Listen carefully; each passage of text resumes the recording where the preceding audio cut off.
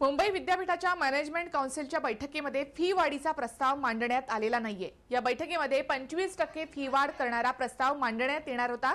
मात्र या फी वाढीला मनसे विद्यार्थी सेना, प्रहार विद्यार्थी संघटना तसंच शिवसेना युवा सेना या विद्यार्थी संघटनांनी तीव्र विरोध केलाय। तसंच जोरदार निदर्शनं सुद्धा करण्यात आली आहे। फी वाढीच्या प्रस्तावाला अनेक सिनेट सदस्यांचा देखील विरोध आहे। या सर्वांचा विचार करून मॅनेजमेंट काउन्सिलच्या बैठकीमध्ये फी वाढीचा प्रस्ताव मांडला गेलाच नाही।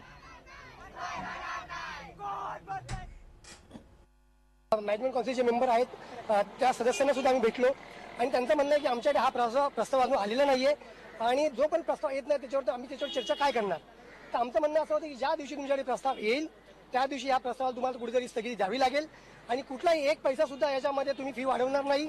अन्यथा आम्ही आमची संघटना असेल, मनसेच्या वतीने, विद्यार्थ्यांच्या वतीने, वेगवेगळ्या संघटनांच्या वतीने जे काय आम्हाला रस्त्यावरती उतरावं लागेल ते आम्ही तयार आहोत। कारण एक प्रकारे तुम्ही विद्यार्थ्यांची पिळवणूक करत आहात। मुंबई विद्यापीठात प्रो व्हाईस चान्सलर नरेश चंद्र यांनी प्रसारमाध्यमातून कंटिन्यू बोलत आहेत की आम्ही 25% फी वाढ करतोय। मुळात 25% फी वाढ जी करताय तुम्ही कोणत्या आधारावर? गेली 6 वर्ष मुंबई विद्यापीठाने कॉलेजेसचं अकॅडमिक ऑडिट केलेलं नाहीये, फायनान्शियल ऑडिट केलं नाही आणि कोणत्या बेसिसवर तुम्ही म्हणताय की महाविद्यालयांना फी वाढ द्यायला हवी? मुळात महाविद्यालयांमध्ये तशा फॅसिलिटीज तरी आहेत का? इन्फ्रास्ट्रक्चर आहे का?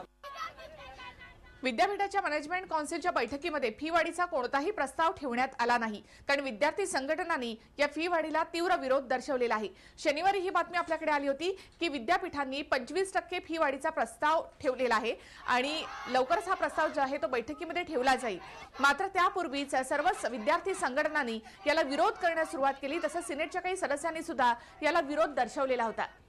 त्यानंतर काउन्सिलच्या बैठकीमध्ये यावर कोणताही प्रस्ताव ठेवण्यात आला नाही।